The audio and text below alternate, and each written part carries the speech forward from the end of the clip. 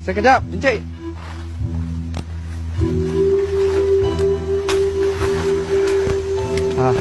Encik, kita nak jumpa sangat sama Pak Ngah Haji Umar, Encik.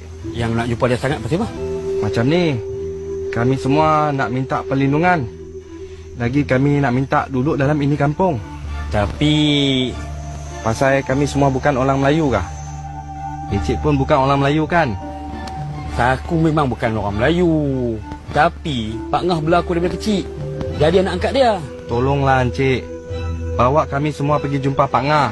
Kalau Pak Ngah tak mau tolong pun tak apa. Kami pergi cari lain kampung. 我講了，人都唔喜歡啦，大家嘢當人咩，叫人走啦。 Oh lah. Nanti. Aku boleh bawa hampa jumpa dia. Tapi dia nak tolong ke tak mau tolong, aku tak tahu. Terima kasih Encik. Terima kasih. Kampung ini hampir keseluruhannya didiami oleh orang-orang Melayu dan ada sedikit-sedikit oleh orang-orang Siam. Sebabnya kampung ini diasaskan oleh orang-orang Melayu. Jadi segala peraturan, segala peradaban sudah tentu kami berasaskan kepada peraturan Islam. Ya, Pak. Pasal? Ya. Jadi kalau kamu boleh menerima peraturan, peradaban yang kami amalkan ini, ya senang kira. Dan seperti mana kamu tahu, bila kamu hidup berjiran dengan orang-orang Melayu, kamu kenalah ikut peradaban dan tata susila Melayu. Kamu tak bolehlah nak memelihara babi, ya sayang. Berjudi depan orang ramai, minum arak depan orang ramai. Tapi dalam rumah kamu, kamu bolehlah lakukannya.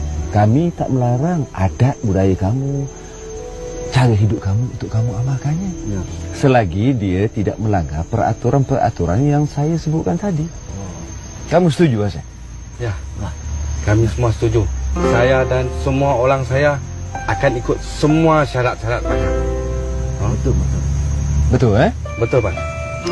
Negara kita ini kaya dengan hasil. Sama-samalah kita menikmati kesejahteraannya. Sama-samalah kita hidup dengan susah dan senang bersama. Jangan kita hina sesama sendiri kerana kita berbeza agama dan budaya. Kita mesti hormat dan menghormati antara satu sama lain.